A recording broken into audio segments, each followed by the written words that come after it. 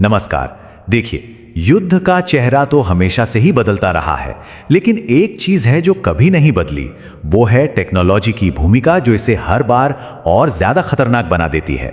तो चलिए आज इसी सफर को देखते हैं कि कैसे हम घोड़ों की रफ्तार से शुरू हुए संघर्ष को हाइपर स्पीड तक ले आएं। तो सबसे बड़ा सवाल यही उठता है कि अगर भविष्य में कोई बड़ा संघर्ष हुआ तो वो कितना कितना विनाशकारी हो सकता है।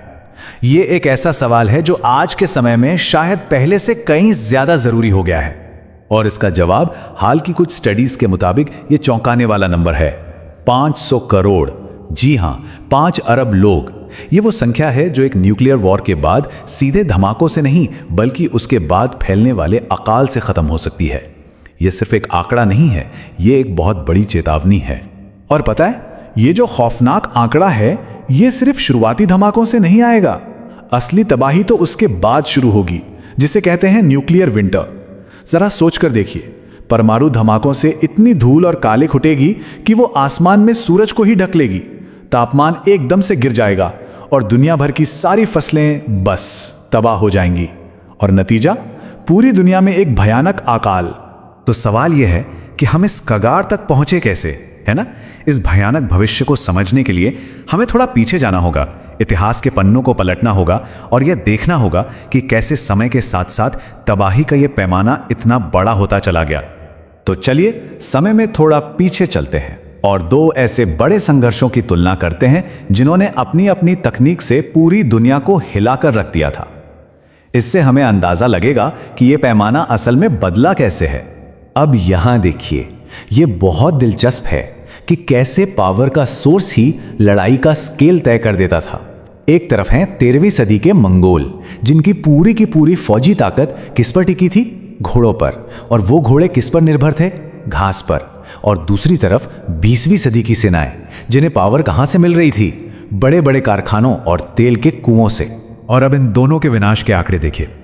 मंगोलों ने करीब करीब 3 से 4 करोड़ जानें ली, लेकिन उसके सिर्फ 700 साल बाद वर्ल्ड वॉर 2 में यह आंकड़ा डबल से भी ज्यादा हो गया, 7 से 8.5 करोड़।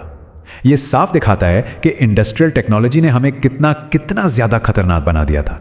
और यह सिर्फ नंबर नहीं है। 1246 में पोप के एक दूत ने कीव शहर पर मंगोलों के हमले के बाद जो देखा उसे लिखा। उनके शब्द उस समय की बर्बरता की एक बहुत ही दर्दनाक तस्वीर पेश करते हैं कि जमीन पर बस अनगिनत इंसानी खोपड़ियां और हड्डियां बिखरी पड़ी थीं। और देखिए, ये कोई अचानक हुआ गुस्सा नहीं था, ये सब बिल्कुल प्लान किया हुआ था।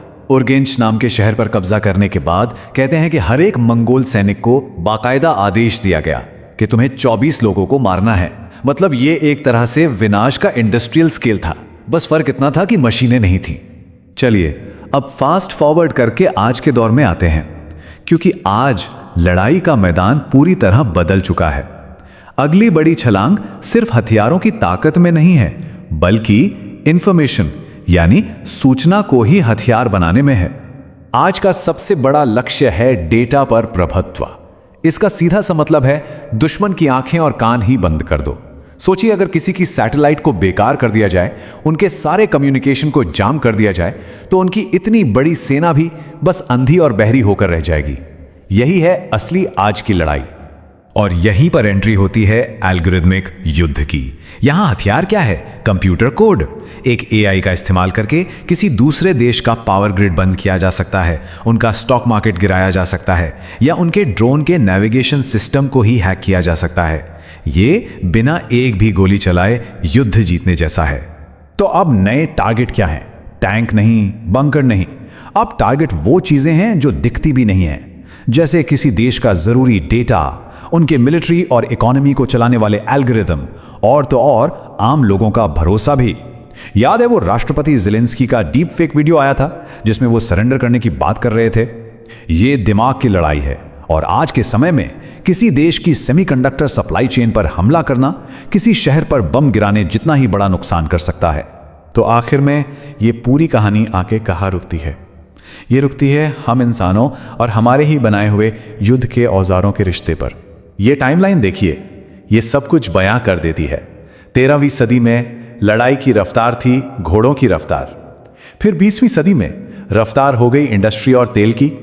और अब 21वीं सदी में संघर्ष की रफ्तार है डेटा और एल्गोरिदम की, जो कि लगभग लाइट की स्पीड है। अब फैसले महीनों या दिनों में नहीं, बल्कि मिली सेकेंड्स में होते हैं। तो आखिरकार एक बात तो बिल्कुल साफ है, हमारे हथियार बदलते रहते हैं, पत्थर से लेकर एल्गोरिदम तक।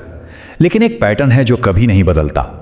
जैसे जैसे हमारे औजार एडवांस होते जाते हैं, हमारी विनाश करने की ताकत भी उसी रफ्तार से बढ़ती जाती है। तो जाते जाते बस एक सवाल कि जैसे जैसे युद्ध और तेज और ऑटोमेटेड होता जा रहा है, तो इंसानी कंट्रोल का क्या होगा? जब मशीनें हमसे भी तेज फैसले लेने लगेंगी, तो क्या लड़ाई में इंसान के सोचने, समझने और कंट्रोल करने की कोई जगह बचेगी भी? इसी सवाल का जवाब शायद हमारा भविष्य तय करेगा।